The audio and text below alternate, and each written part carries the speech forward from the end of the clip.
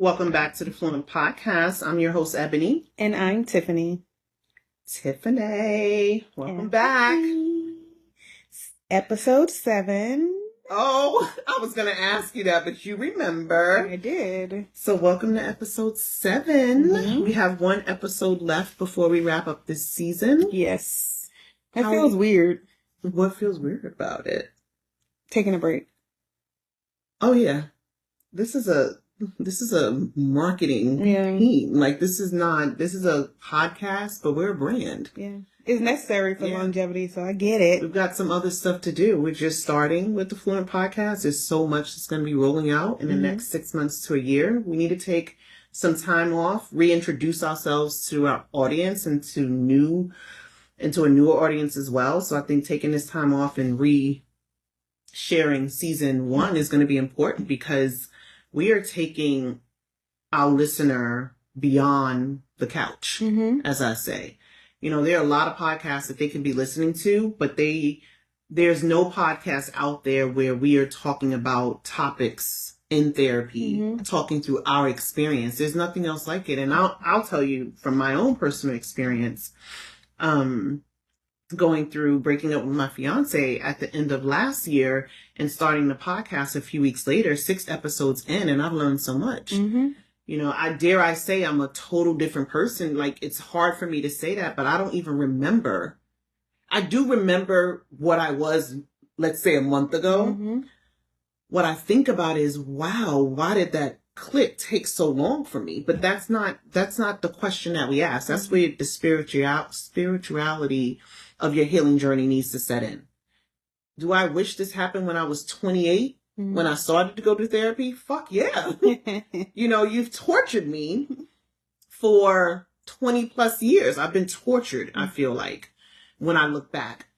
But what I've recognized in the last few weeks, if you follow us on Instagram, a lot of those are heartfelt messages from my journey just in the last 6 episodes, not even prior to. In real just time. Talking about it in real time has gotten me to another place in my healing journey, and I call them the big rocks. I feel like I personally moved all of the big rocks out of my way. So a lot of the issues that I had in my past don't come with me in the future. The little rocks are left, and little rocks are not avoidable. Yeah.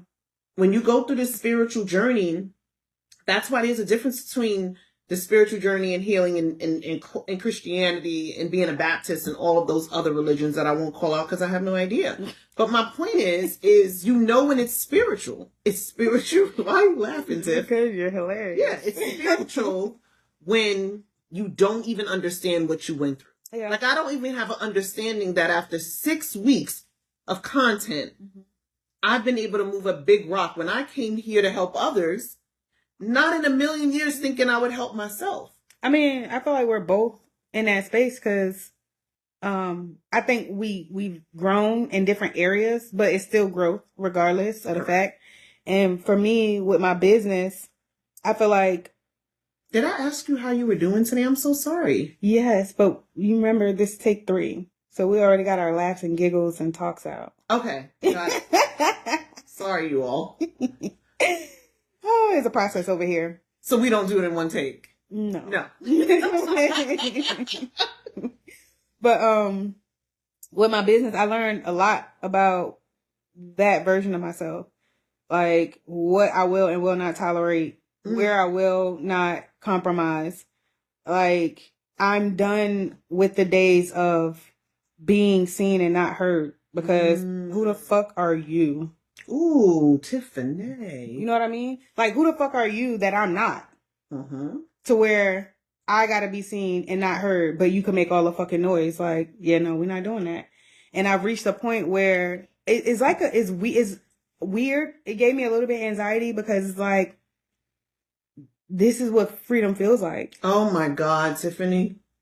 It's fucking freedom. Like, but it gives me anxiety. The white man, though, sometimes. Like, the freedom is within you, I promise you. Now I'm stuck. I ain't saying I agree with Kanye shit. I'm not saying any of those people. Please listen to me. He got the bipolars. So, you know. But what I'm saying is my freedom is within me. Yeah. And I think when you can have your mental capacity, your mental freedom, Yeah, we could talk about financial freedom. We can talk about all of that. But there's no money that could ever buy what I'm feeling today. Yeah. There's not a bag, a coat, a shoe, or nothing that I will ever get again that feels like I feel today. Yeah, that's your peace. And you know what's crazy is when they talk about people selling their soul, that's your peace. Your peace is... You're selling your peace. Yes. That is your soul. And I've just reached the point in my life within business where I'm just now recognizing where my meter is in regards to like what I'm willing to deal with and what I'm not willing to deal with. Yeah. So I've recently had some challenges within my business, and I think I've come to a point where now I understand myself more in regards to the way I run my business, what I'm willing to deal with or not deal with, and where I'm going in the future. How did we get so deep? Like, where did we start? Help me get back there. Help me get back there, because you're living your life like you're golden, darling. So. I am.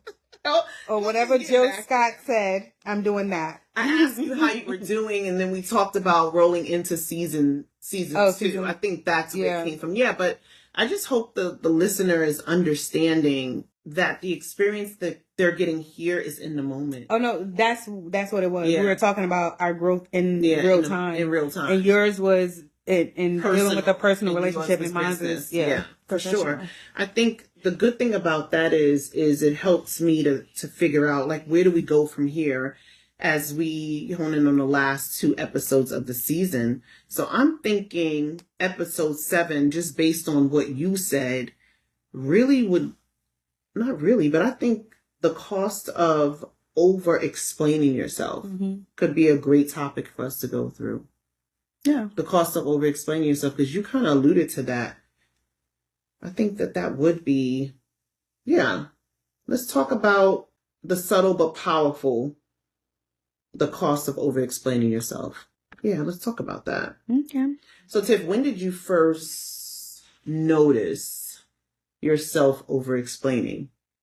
Well, I feel like I was groomed in that way to over explain myself or to explain every decision I've ever made.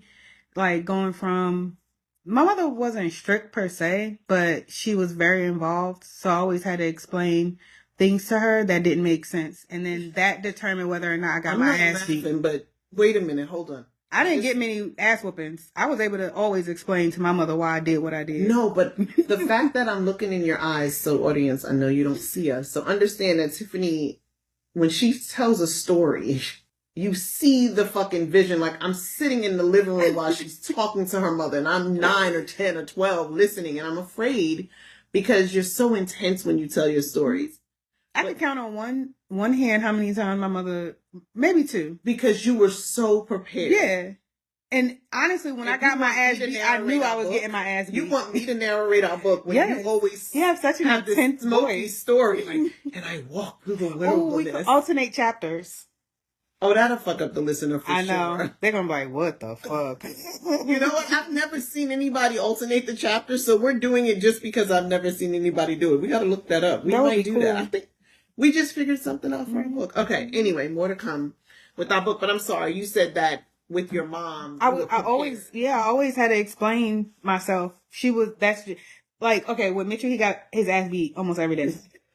Because that nigga never had an explanation. She was just like, all right, but that makes sense that he wouldn't. If you knew him today, you'd be like, he's not even trying to do not explain himself. He's like, beat my ass. I said what I said, period. Or did what I did. And he would say that to your mother? No, he would just look at her. Which is basically the same I said thing. what I said. Yeah. And she would, like, literally beat him every day of the week? Yeah, go pick out your belt. My mother had an armoire of belts. Are you serious? Yes. As good of a mom as she was, that bitch disciplined like a fucking Nazi. That bitch, go pick out your weapon of choice. It's not even judgment. I literally have confliction with your mom as a mom. And I'm a mom, so I can say that. I do too. But being a mom is like, I get it. Like, she was alone. A single mom. Yeah. She was a teen mom twice. And me and my brother are Irish twins. So she was raising twins. So I get it. Like, it is what it is. I laugh about it now, but back then I ain't like that shit. Having to walk and pick out a fucking belt, bitch, I don't want to do this. So let me explain to you my thought process and how I got here. And then she would be like, all right. And I'll be like, oh, like, ooh. Like, it's like winning on American Idol or some shit. Bitch, I got a ticket. I'm not gonna get my ass ticket. And then Mitchell was going behind me, and that's probably why he never explained himself, because he was never as good at it as I was. I think I could totally see that just in your personalities today, because oh my God, you have the okay, seriously, let me take a moment. I need to breathe. I'm getting overwhelmed. Now I understand. How are you laughing over my trauma? This is the same person when my inner child came out. She was like, oh, I don't really think it was a big deal. Nigga, I was screaming. I felt the spit pouring out my mouth. And she was like, no, it's fine. It's all starting to make sense, you all. Because we don't talk about everything, so we leave space for the surprises like right now, where you can tell me something, explain it to me, and I can take it to my therapist and be like, explain it like this next time. And my therapist go, oh, okay, got it. It's because you have been learning how to fucking do that your whole life. Yeah. That makes so much sense to me right now. Like, it's a simple thing, but I'm like, oh, when Tiffany explains it to me, I'm like, oh, girl, I get it. Like, I don't know, I'm like a robot. Like, oh, I get it, no problem. You've been doing it for 30 years. My whole life. Yeah. Yeah. So that's where my over-explaining comes from. And it just worked for me, like, in the military. And I think I could see that because it's more detailed. And that's and what when it I looks tell you, like. when I would meet people, oh, they would hate my guts. That's what it looks like. And then I would explain myself, and then there's nothing you can say because I'm not wrong. And people hated that. Well, so I was well liked by my peers and people that were lower ranking than me. But like, and I mean, I had leadership that loved me because I was exceptional at my job. But there were those white males, those straight white males. I used to ruffle their feathers. I'm just saying, those are the ones, the white men with wives. I'll say it that way. I don't know if they straight. White men with wives. Those are the ones that always attacked me. And then I always had an answer for something. And so then you got this whole militia that's trying to take you down. And it's like, what the fuck did I do but be excellent? That's crazy. Yeah, because my mother trained me to be exactly what the fuck they needed me to be in the military. So she did her job. But you know how people are. There's ups and downs to being able to do that. Yeah, but I recognize your gifts, because I think the one thing that I would love us to do a better job of is not being in survival and not considering ourselves survivors. We're not. I don't look at not survivors. I don't look at myself as a victim at all. I don't look at myself as that because I'm bigger than what a victim is. Yeah, it's because you used whatever it's a got superpower from it. Yeah. It's a superpower. And what I'm recognizing in my spiritual journey is that God is not going to give you a life without suffering. And I wish I would have known that when I was younger. And I wish that we would teach our kids about their nervous system. And I wish we would teach our kids more about spirituality than Christianity, because when you lean into spirituality, you understand your being. Like, there are just certain things in my life today that I hope the people that I love most don't take personal, but there's certain things that my body won't allow me to do.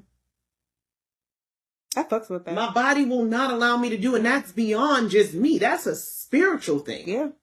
So when people like, how do you know somebody's going through a healing journey? It's something you see. It's something you feel. It's so many different things spiritually that you connect with that person. And no therapist is going to talk me down on that, because I know what the spirit feels like when we're around each other. The shit that we figure out around each other, we're like, oh, mind blown. Yeah. I met my inner child with you. I hate that shit too. I met my inner child with you. So I can't process why anyone, I don't need to process it, but if anyone came to us and said, your messaging is this, that, or the other, I'll go against all of their degrees when I say that the conversation has to happen beyond the couch. It really does. I can't tell you, I can't count on one set of my hands. I have two hands, right? Yes. 10 fingers, 2 hands. Yes. I can't count how many people have said to me, my therapist never asked me that question to me. Just in my time in my healing journey, my therapist never asked me that question before, or my therapist didn't put it the way that you put it. That's taking friends and family and now our viewers and our listeners to the next level with therapy. Yeah. I have a lot of clients that be like, I need to go back to therapy. Because sometimes we just have deep ass conversations and they be like, I never thought about that. And then I'll talk about my healing journey and how many times I've been in therapy. And my clients be like, I need to go to therapy. Yeah, I love it. I'm not in that space anymore, which is nice. You know, my therapist and I have me in a space of just solo, meaning my focus has to primarily be me, because I'm classified from a therapist standpoint as I do the hard shit. And some may look down at that, and it's funny because one of my villagers says it all the time, E, you do the hard shit. And I used to just be like, yeah, that's just me. And now it's like, I don't look at my life that way anymore. I'm not willing to do the hard shit anymore. I've done it already. I'm doing not the soft life. I'm doing Eb's life. Yeah. And I'm living the life that I want every day now, so that when it becomes my life, I'm already comfortable living it. Hell yeah. And it wouldn't have happened had I not gone through a healing journey. And then having this podcast for the first 6 episodes, as I listen back, as I post for Valentine's Day, as we do reflection throughout the weekend, I'm realizing, oh my God, Tiff, I'm literally healing in real time. And you're like, yeah, you are. And then you're healing in real time. I moved my whole salon. But that's through these 6 weeks of that conflict. Sure did, yeah. Like, yeah. But what I learned from you in the 6 weeks was this whole cliche around protecting your peace. Even Madison, my daughter, is like, Mom, if I hear about somebody protecting their damn peace again, like, it's almost like narcissism. It's protecting your peace. It's trauma. It's triggers. It's all of that, which are all real. But I don't know if we use it too much to our advantage. But she was like, this protecting your peace thing. And I recognized in that moment when you left the salon and moved, that's truly protecting your peace. This is my second move. But that's my point. That led me to know that we do fight the way that I've talked about. Yeah. Right? Our trauma, yours is very, I hit you. Mine is, that's the word, physical. Yours is psychological. Physical, and mine is psychological as fuck. I will out-talk you, outsmart you, and it's draining. Both are draining. Yes. Mine's exhausting. And I learned that because I realized I looked back at my life and I stayed in situations longer than I should have. And it's really not that. I didn't know how to protect my peace. My peace wasn't a priority at the level in which I thought it was, because I took care of my skin. I took care of my hair. I got my nails done like all of those things that was back in the day. Care for yourself. Where now we know that means nothing. Yeah. That's just the outside. You could wash your car. Bruh, I know this girl, she used to smoke cigarettes in her car. She used to have mounds of cigarette butts in her car. Outside clean, but the inside got mounds of fucking cigarettes. What's the point of cleaning a fucking car? You saying if you don't clean the inside, why are you cleaning the outside? Exactly. You still a nasty bitch. Oh, yeah. Okay. So the analogy based on therapy is I was making sure my exterior was my insides were 100%. Yes. It's protecting your peace. And I know Maddie calls it a cliche, but it's a good cliche. It's a great cliche, but you are the epitome of protecting your peace. So even though many people may have listened to the podcast and said, okay, this girl, we all compromise, I get to see it in real time. I really do get to see it in real time. And it's pretty fucking amazing. So congratulations to you. Thank you. Congratulations to you. Congratulations emotional to me. Growth. Yeah. And you know how I feel about emotional regulation. Like, we could be rah-rah, but hold on. Let's breathe. Shoulders down. Shoulders the fuck down. Strategic thinker in play. Yeah. Like, that's how you control your peace. So it's like when you're over-explaining yourself, it's like when clarity feels like survival, right? When being misunderstood felt dangerous. Like, I'm so beyond that moment in my life now. I really am. So let's talk about that. So what are we actually afraid of in that moment? I think rejection, abandonment, being labeled difficult, losing connection, and being misunderstood. Yeah. Yeah, I realized too, with the over-explaining, I don't think I really ever answered the question. I just kind of started talking because I'm looking back and thinking about it. Oh, yeah. Like when you first remembered being that person. You know what's interesting? I don't really recall being that person. Mm-hmm. And that's why I don't think that our healing journeys in general are similar. Because do you feel like you ever been an over-explainer? I think up until the last 3 years, no. So is it possible that you were also groomed as a child to over-explain yourself? I don't feel like I did a lot of explaining. I felt like I stayed very quiet. I never said...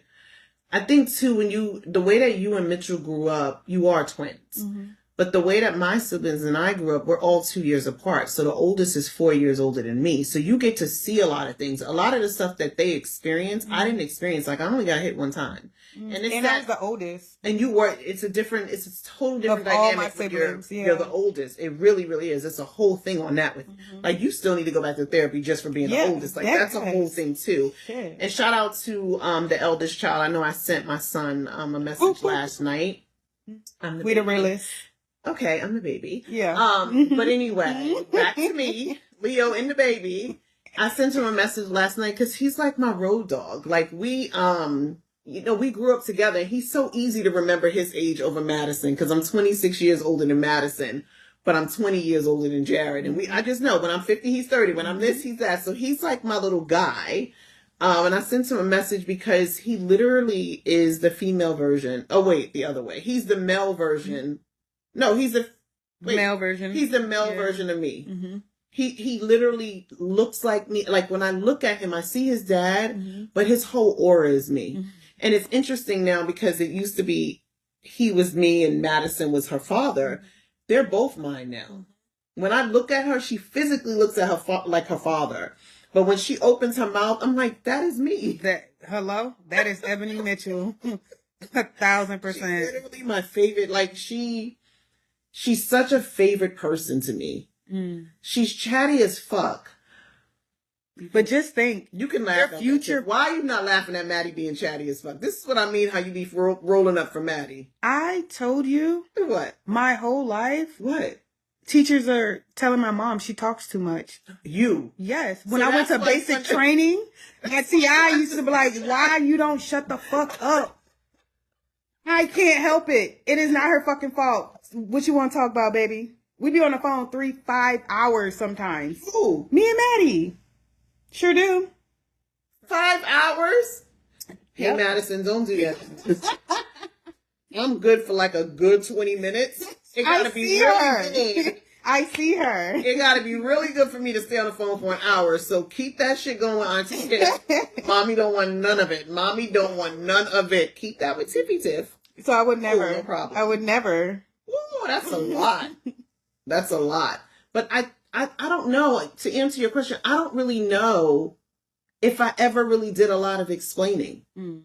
But I think, again, that goes back to my point that I made about you being more physical. I think that's where illness came in for me because I wasn't explaining. I just used to look at you. And I'm not going to say a lot. Because I've been a very factual person my whole life. I realize, what are the fucking facts? Because that's the shit I'm in now. So when you step to a nigga, come to me with the facts, shoulders down. I used to get kicked out of Bible school for asking goddamn questions. Get the fuck out. Go sit with your mom. What? And the irony of that, my mother will tell you the same story as I asked too many probing questions. Yeah. Did y'all really think that Leos were going to just believe whatever the fuck you put in front of us? Yeah. So to know that you did similar things that I did when I was younger, and I'm 49 and you're 37. And that's why the book is going to be so amazing because we're telling our stories at the same time, at different ages. until we get to Fluent. Yes. And it's crazy because that's us going through multiple different timelines before we reach the same timeline. It's going to be amazing. Yeah. That's why I think we should switch the book, because it's going to be psycho, because the way that my read is so different from Tiffany's read. You need to tell your own fucking story. You ain't putting that on. I'm going to smile while I read. Ooh. That's going to sound so creepy. So there's this doctor, because you guys know I'm a health nut. So there's this doctor that I follow on one of the platforms, and he's so fucking amazing. I hate when I say people information and I never know who they are. I got to get better about that. So I'm going to start writing shit down. But then we won't be in the flow if I write stuff down. Mm-hmm. Anyway, the way that he tells all his medical shit, it is like he is telling a horror story. But he's giving good information. So you and Veronica got me into comments now, so I don't even look at everything. I just read the comments. I go straight to the comments. Hey, audience, just so you know, I just started reading the comments like 2 months ago. It's a great... So I've been on social media all these years, and I never go to the comments. And Veronica and Tiff were like, did you read the comments? And I'm like, what do you mean? So anyway, I scroll through the comments, and there's so many people like, oh my God, I feel like I'm going to die. He's coming to murder me at my house with all of this great information. And that's what I think about when you read your version of the book, is that the audience, whoever's reading it, is going to be afraid to hear you. It's like, this is a lot of trauma, but you sound about great. It. It's like when I met my inner self at 7, and you go, no, I understand. I've been through that too. And it's like, Tiff, I'm not saying scream because I scream, but you are very calm in that way. But 5 hours, no, ma'am. I'm not. I love my daughter, but I'm not doing that. It's just not happening. Hey, it works for us. I think so. What do you think are actual moments that you were afraid? Like, what are actual moments you were afraid to like tell someone how you felt? I mean, I'm an anxious person naturally. Like, again, my whole life, I've always felt anxious until recently, after I got out of the military. So maybe like 6 years ago was the first time I didn't feel anxiety. And then I started spiraling because I'm like, what is this? And my therapist was like, this is what we want. We want you to wake up and not have butterflies. And so... Wait, I'm sorry. I'm not an anxious person. Explain that. When you wake up in the morning, what happens with my your stomach? anxiety feels like butterflies. In your stomach. Like, yes. Almost like you're going on the stage to perform. Yes. You're afraid of someone. Yes. So good or like, bad. Got I'm going to throw up. Wow, that's insane. That's how my anxiety feels. And I've heard that many times. And it was just normal for me. Like, that's... From what age? My whole life. As far back as I can think. I've always been like, I'm going to get in trouble. I always felt anxious until... I never felt that. Which now I'm learning that shit picks certain people. Yeah. Yeah, that's a good way to look at it. Because I don't know a lot of people that's like, I wake up with anxiety. And I'm like, what? I wake up with anxiety. My whole life until about 6 years ago. I will wake up with anxiety. And it just felt normal to me. So when it stopped, it Do you scared feel me. it the next day? Where it's like, oh, I didn't wake up. What's that feeling? Is it every day until it stops, or sometimes? Well, I don't really feel anxiety anymore because I don't care enough. And that's what I realized. Your anxiety is tied to your care meter. So the more you care about something, the more anxiety you get about it. That makes sense. And so your care meter. The less I care about something, if something don't go exactly my way, I'll be like, okay. You move on. So it goes back to the rejection, the abandonment, feeling labeled difficulty, which is, I think for me, I now understand that abandonment is a part of my childhood trauma. That was the big rock. I always thought it was the molestation. Not that y'all niggas are off the hook. Let me just keep it a buck. Fuck you still. However, it was always the abandonment. That was the root, because I think the abandonment happened before the molestation. But because the molestation grew so much as a mass within my head, it became about the molestation until I learned about the abandonment. And once I worked, because the molestation, I was able to go out in the world and, you know, at the end of my marriage, understand where I went wrong and where I needed to change. And I was able to do a lot. But when I went to this current therapist, I said to her, I was like, something's missing. I was like, I still feel anger. Mm-hmm. And she was like, and nothing's wrong with that. Mm-hmm. And I was like, no, I still feel, I remember, I'm holding myself because it's important to do that mm-hmm. when you're in. I needed to breathe. I'm sorry. Not going to apologize for breathing, but I held myself because I remembered a moment where I left therapy and I felt good mm-hmm. about understanding my molestation and how I move on. And then I remember the moment where we were watching something on TV and I didn't want to close my eyes or turn away or not remember the pajamas I was in when I got molested when I was 6 and not remember what I was in when I was 12. I said, oh shit. When you go through it, it's not that day where it's like, okay, you're never going to do it again. Mm-hmm. It's the moment that maybe you have sex. It's the moment that you watch something on TV. It's the moment that your children, it could be so many different moments. But when it happens, you will know. Mm-hmm. Now, let me explain this too. It doesn't mean from time to time I don't get triggered. Right. A trigger is just an indicator to say, hey, it's not gone, mm-hmm. but you don't have to reflect on it every day. So to understand that being labeled difficult, I think that has been my label the majority of my life. And I never really felt the whole losing connection thing. I don't think I felt that as much as I felt the difficult label or the rejection. I think the rejection and the difficult came hand in hand for me. Mm-hmm. The abandonment and losing connection I never felt. And I know that now because I never had connection. So those two things, do they generate anxiety within you? Or like what type of emotion is triggered? It's time for war. Anger. Mm-hmm. Oh. I'm gonna win every fucking time because I'm a beast in my mind. And I know that. Like I look at people and I be like, don't do it. Don't do it because whatever you can say, I can say better. And I'm creeping myself out in a Tiffany way right now because when my kids talk, they have that same confidence. Like, yeah, motherfucker, you don't know who my parents are. Say it, I'm ready. And I see it in them. And I used to be like, yo, these are tigers. Mm-hmm. And I was going to say my 18th birthday. That's hilarious. At my birthday this past summer, we were at lunch with our little person, my ex-fiance, and my 2 children. And I looked over at my kids because they're coming at me. And I'm more calm and relaxed, Ed. Mm-hmm. You know what I mean? I have a napkin on my lap. Like, don't fuck with me. Mm-hmm. And they're coming at me. And I go, you guys are rigid. Oh, yeah, that pissed them off, didn't it? We're rigid. What do you... Y'all niggas are rigid. Like, mom is just... Because they were so used to me being a certain way. Mm-hmm. And now I'm like with my little person and I'm treating her way different than I ever treated them. But I've grown so much. And the fiance is overlooking the whole thing, just smiling from ear to ear, just watching it. And I'm like, you guys are just so rigid. And I'm holding and hugging myself and poor me. But they were not happy with the word rigid. They just weren't happy with it. And I think it could be their way of feeling like they're difficult now and their way of feeling rejection from people. But when I tell you the world, forgive them until they can work on it because they got it naturally. Yeah. They got the father and I, highly intelligent people. Mm-hmm. And our primary focus was ensuring that our kids were great. Yeah. And whatever we did right, those 2 niggas are great, right? Capital G.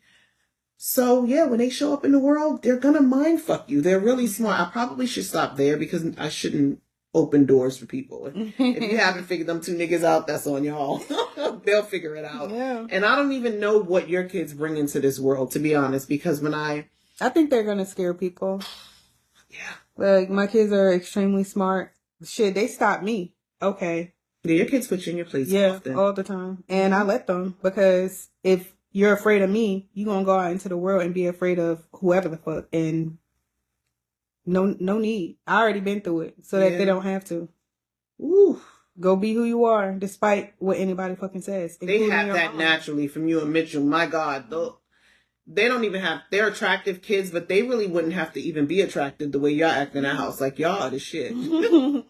Between you, Mitchell, and Reese, I don't know I don't think those kids need anything else. I feel sorry for people that honestly try to enter your family in terms of their significant others. I think that would be super fucking correct. I think that both of them are gonna do well choosing a partner because, fuck that. I love that when you say that because Jared and Haley got married. This squirrel is staring dead into my fucking soul. That's what happens when you live in the wild, people. It's amazing. The squirrels and stuff come up to you. It's when the possums come to your front door and you're like, you are literally the ugliest thing I've ever seen in my fucking life. But when they turn their head and that one eye is looking at you, it's like, yeah, no, this fucking squirrel. I was like, hey, little nigga. And as soon as I started talking about him, he was like, oh, okay, yeah. It's so funny. But when I think about just the gratitude, it's the gratitude for me. But your kids are going to be a lot for the world. But Haley, my daughter-in-law, they got married in the same year their dad and I got divorced. And it was sentimental because it's like your kids get married the same year you're getting divorced, but it's such a benefit to them too.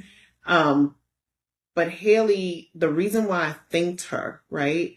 Because I had to go to therapy when Jared was initially getting involved with Haley because I thought it was always her whiteness. And it had nothing to do with her being white. It could have been any Haley. I was disappointed in my blackness. It was always about my own shame. It never was about him. My shame of being a black mom to a son that has a white wife. I could not give a fuck now. Come to me talking about that dumb shit now. Because the one thing his wife was able to teach him that you black mothers need to be worrying about, she taught him empathy in ways that I could never teach him. She held space for him in ways I could never hold space for him. So regardless to where our relationship is or isn't or any of that, there's always going to be a salute to Haley. But there's something about her that reminds him of you. Let's go back before we go forward. I was going to end with that, my nigga, and tell you, when you look at Haley's face, it may not look like Ebony Monique Mitchell, but what I will say is, when you see her actions, I'm like, oh, he did marry his mom. He 100% married his mom, and he knows it. You know what? I don't think Jared would have it any other way. Because when my son looks at me, he looks at me with such admiration, and he honestly is a fan. Like, he's in the front row seat of everything that I'm doing. Like, you're laughing, but I really do see him that way. When he looks at me, I see his joy and I see his love. That's good. I really do. Even though I see the complexity of he's my firstborn, I had him at 20, yada, yada, yada, all the other things where you fuck up. Because you're going to fuck your kids up. And he's a male. Yeah. But he looks at me with such admiration, and I love that. So shout out to daughter-in-laws and son-in-laws, because you don't know what your kids are, who they're going to marry. But my son happened to marry a woman, and they're figuring out their own lives that work for them. I think what every couple should do is take what worked from your parents and leave the things that didn't. And that's what I did. Me too. Yeah. You take what works and you leave what doesn't. But then when you think about all of this, then Tiff, you got to think about the emotional cost of it, right? Like, what does over-explaining do to your nervous system? Because it always goes back to a motherfucker's nervous system. For me, it does. Earlier, you said replaying conversations or over-preparing for conversations. Like, that's me. I over-prepare for a conversation, then I have the conversation. Don't even say what the fuck I was planning to say. It doesn't feel good to me to have to explain it doesn't feel good to my nervous system to have to over-explain how I'm feeling. If you don't get it from initial contact, then I don't... Does that feel like the butterflies to you? How would you it gives me anxiety. It does. Then that's your indicator to say, like the pressure I don't cooker. like the way this feels. Got it. And if I don't like the way this feels, then I'm good. We're gonna shut this part off. The way my nervous system felt prior to my brain spotting, and if you want to learn more about that, you guys look at our Instagram page.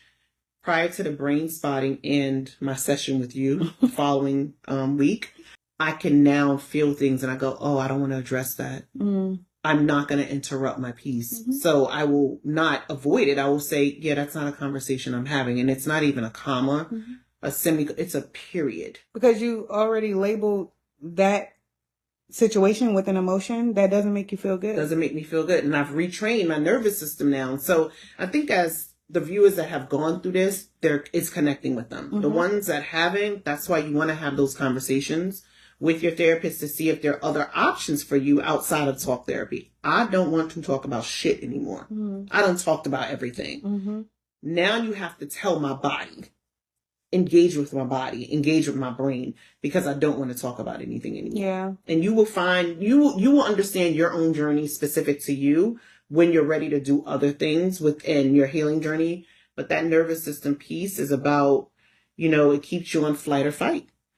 You rehearse conversations in your head, and you obsess over wording. The obsess over wording, I totally understand, especially in corporate America. It got to a point where I was listening to my emails. Listening to my emails and saying, oh, that's not the way it should be written. Needed more time. The way you wrote it? Yep. Needing more time to read email and respond than anybody else, because I had to listen to my emails. I had to make sure they came out exactly the way I wanted the person to hear it. Do you feel like that cost you your authority? Roll that shit back. Say that again. Do you feel like obsessing over your wording cost you your authority? What the fuck, Tiff? I gotta breathe through that shit too. It definitely was draining. It really was. It did lower my leverage, because I couldn't always explain why I needed more time.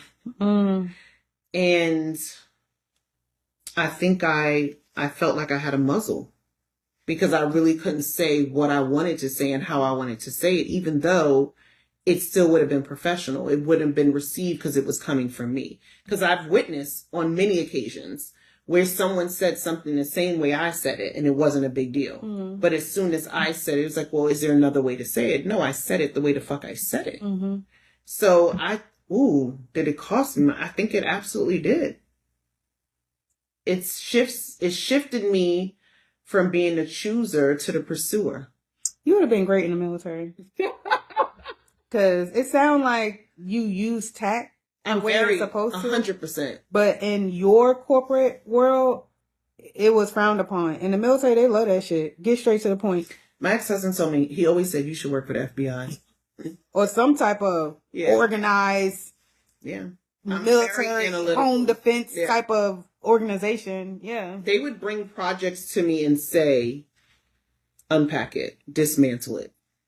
Because I realize around my creativity, I don't come with the big idea. I just make your idea better. And that's why when we first started working together, I said, if we're building this brand, because this is not just a podcast, if we're building this brand, we have to be doing the things we love to do, because we've already worked for people. We know what that is. Now we get to decide, I have my own business. I'm doing this. I'm not doing this. I'm paying for this. I'm outsourcing this, whatever it may be. When it comes to you and I, we sometimes have to get how we consume and the conceptual, how you say that word? Conceptualize? Correct. Well, at the beginning of the phase. Oh, conception. Yes. Okay. Why can't I get there? That's not even a hard word. At conception, I say it all the time. We had to figure out, what do I do versus what do you do? Because if an idea is brought to me, I can enhance that idea. And you're really at that. You're good at both points. You can come to me with an idea, and then you can also help my second part of the idea even better. And I think that's what makes us whole. But I think overall, if I'm framing up what we were just talking about, it's more about the over-explaining is emotional auditioning for me. I always felt like I was on stage. I never felt like I could be myself. And in those days that I did come to work and I was myself, I could not give a fuck on those days. But I knew it could never last for long, because although I never conformed to who they wanted me to be, at some level you do conform, because you're not being yourself. But you could tell yourself a story. How long were you with? 8 years. Damn. Well, yeah, that's 8 years. That's an enlistment. You're right. Like you're had I known that's better, 2 enlistments, and I would be getting a check every month, right? Yeah. Shit. But you know what? I would have been a 20-year person. Easy. I can see that. My generation, I'm a bridge. One of my girlfriends, that's a lot like you. She made it to chief. Yeah, I would have been.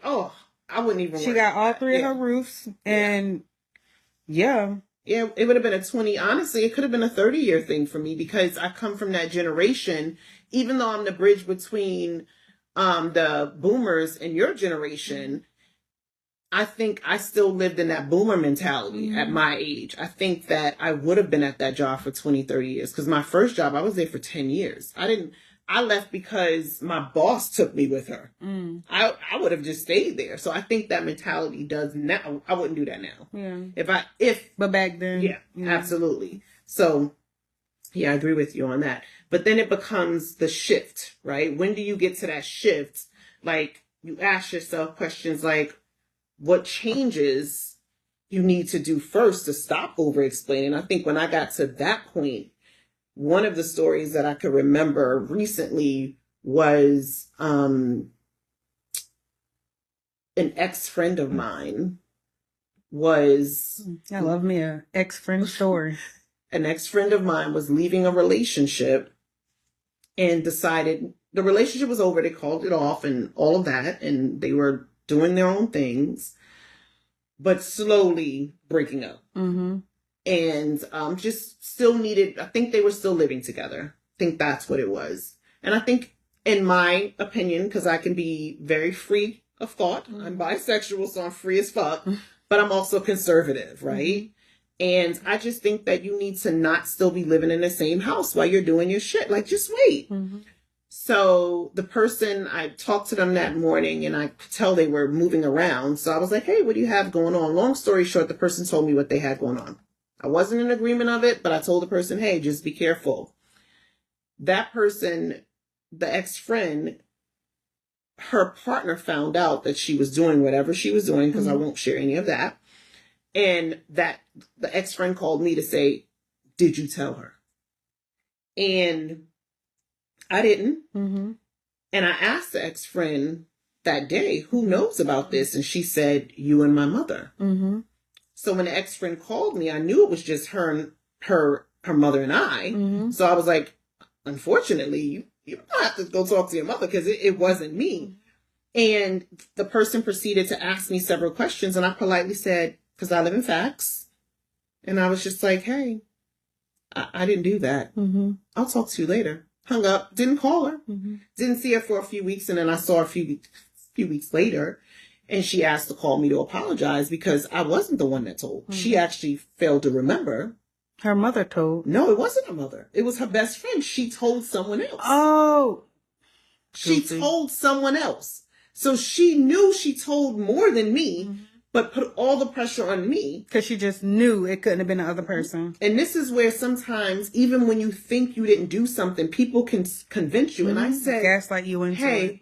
We're not having this conversation. So I remember my fiance at the time looked and was like, just gonna hang up like that? Yeah, we're done. Because I didn't fucking do it. I don't care how many people somebody did it. To only find out the person that you're supposed to be closest to was the one that did it. So I tell that story to say, when you have your conviction, when you go through a journey and you're saying, I'm not going to allow people to treat me a certain way and I'm not going to over-explain myself, that was an example that I could have gone back and forth with her. I simply said, conversation over. I'm not explaining myself. So it's like, it's when your sentences get shorter. It's when your tone gets calmer, which I feel that energy now. And it's when your energy pulls back. And I literally, as I told you, that's exactly how the story went. It's no different. The only thing I left out is the specific details of what she did, because I don't think that that's important. It's more about what happened with me. Yeah. It's more about what happened with me. So I think the last few things I want to cover with this topic that I think are important as we close out would be, what replaced convincing for you? Observation, discernment, and letting people's behaviors show you. I mean, I could show you better than I could tell you, period. I mean, I'm into tattoos now. I don't know. It's a few tattoos from this podcast this season that I might be getting. Hello? Well, that sounds like a plan, actually. Should we get Fluent on us for our birthday month? Oh, Oh, that would be so cute. I would love that. With the fucking period. Yep. Oh my, no, we doing that before our birthday. Yes. What other holiday we have coming up? We just missed Valentine's Day to do that. So we'll do it for St. Patrick's Day. No, we'll do it for Mother's Day. Oh, yes. We'll schedule the appointment now for Mother's Day. Let's do that. Yay, where do you want to put it? How did we get to tattoos? I'm not gonna lie. I've been wanting a face tat. Okay. I don't know if my husband's gonna go for that, but I say that one more time. I just want a cute little around, like in between the eyebrow hairline situation. Have I ever told you that I wanted a face tattoo? No. Okay, so whoever's listening and knows how important it was as a topic for me last summer was that I wanted a face tattoo. And my ex-fiance was like, we're in business meetings. I was like, it's going to be like really pretty, like right around my eye. And she was like, no, like we can't do that. And I was like, says who though? She got to a point where she was like, baby, whatever you want to do, just do. But we're entrepreneurs. I get it. But here's the point. Mm-hmm. So we have our bi-weekly eyebrow trip, correct? Mm-hmm. After that shit that went down last Thursday, there's no face tattoo for me, darling. It is out of the question. I was tortured last week because I'm taking this serum for my hair to grow, which is working. She had to do it though. But on my way out of the derm's office when she subscribed, she said, by the way, make sure you don't let it drip on your face because hair will grow everywhere. And I was like, uh-huh. Well, when it dripped from time to time, I would just wipe it. And now I know, oh my God, after getting my eyebrows done this past week, she didn't know where all my eyebrows came from because they grew in. And I had hair all over my forehead. So she had to basically thread my entire forehead down to the sides. And when I tell you, I felt like I was getting a C-section back in 2002. You looked exhausted. When I was done, I told Tiffany, you were a fighter growing up. I felt like me and this bitch was pulling each other's hair for 30 minutes. I was exhausted, Tiff. Exhausted. So I say all of that to say, you're on your own with the face tat. I'm good on that, but we can get tattoos. I know the dangerous part of you that wants that because I can feel it. I'm not doing the face tattoo. So we'll figure out where we're putting Fluent. I don't know. Like, it has to look dainty for me. I don't want it to make my face look masculine. I'm going to let you go talk to your husband about, because I know you make your own decisions and you guys are a partnership and all of that. Will he have a say in this? Or... I mean, I care about his opinion. Okay, so he will have a say in it. I care about his opinion. What does that mean? She's like, I did not have sex with this woman. I care about his opinion. I care about his opinion. I just hope he has an opinion in it. But did you not see what I went through on that table last week? Mm-hmm. That was thread. I mean... I get it. I get the torture. And how soft it is around. Oh, when she got down here, I wanted to fuck her up. I know. I saw it. I was like, it's going to look so good afterwards, though. And I was like, shut up, Tiffany. But I have been telling you in Madison for weeks, I feel like I have hair growth. They're like, no, it's not there. Tiffany said when those hairs started plucking on, she when said, you laid down on the table and whatever fucking light she got over, I could see every hair. I was like, she gotta do it. She gotta do it. It was so, you had to be there. I know you guys wasn't there and you're listening like, okay, we're not there. It's not as funny. But the moral of the story is I was asking you, Tiffany, about what was observation for you? What was discernment for you? And what was letting the behavior answer itself? I know I'll show you more than I can tell you. I get that part, but what about the observation piece? I don't know if you said that. So when did you stop like convincing people? You were talking about just you observe them, you look at their discernment, letting behavior answer for you. Mm-hmm. No, well, in regards to behavior, it's my behavior. Mm-hmm. I switch up how I move with a person. Like if I gotta over explain myself every time I talk to you, the talking gonna get shorter. I might be looking around you. Like, I'm not going to be engaged, interested. like, they're going to notice a change in my behavior. You said that a long time ago. You did say that people usually, you don't usually have to say much because people recognize that there's a shift. People know when I don't like you. Yeah. Like, if I don't like a person, they fucking know. Even when they act like they don't. Even when they still in my face smiling. Hi, good morning. Good morning. Like, I'm not rude or disrespectful. I'm still... I was always told I'm professional. Yeah. I don't know. I'll take professional. I don't even know if I'll do all that. Even the professional. Good morning. That's professional. I think the difference is I say, how are you? No, doing well. I don't care. Darling. No questions. Statements only. Are you good? No questions. Statements. No, it's not funny. I've been in a very giggly mood today. I'm kind of happy today. There's so many reasons to be happy. It's the fucking snow is gone. Oh, I'm a New Yorker, so the snow is the end of the world in the South for sure. Fuck that shit. The snow is gone, the sun is out, and it's still cold as fuck in North Carolina, so I don't know who we need to call. Yeah, y'all need to fix the thermostat. Fix the thermostat, because we want to put our little jackets back on. It's like, clearly the thermostat is on, but it's not pumping the way it's supposed to. It's not. We're getting air instead of heat. And Tiff, we're in episode 7. Yeah. We're closing it out because I think we explained the question, the cost of over-explaining yourself. Yeah. We're heading to episode 8, which is our season 1 finale. So Tiff and I will prepare for that. And we appreciate you listening to us week over week. Thank you for listening to the Fluent Podcast.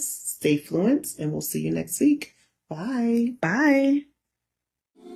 Yo, release what's in me. Besides the Henny, it's I've seen plenty. Things get skinny as if Queens was a crack Jenny. Instead of diet plans, it's crack 200 grams. I pump a G-Pack, peeping for where the D's at. It's slow, looking for Rambo, the cop who got grazed back in the days. Chasing niggas through my project maze. That cop, he got a death wish. He run behind niggas until you breathless. Every day he making 10 arrest shit. My nigga, check this. I know the bitch he rests with. I even blessed it. 40-10 inspected. Already checked the done is ankle. You can see it's good.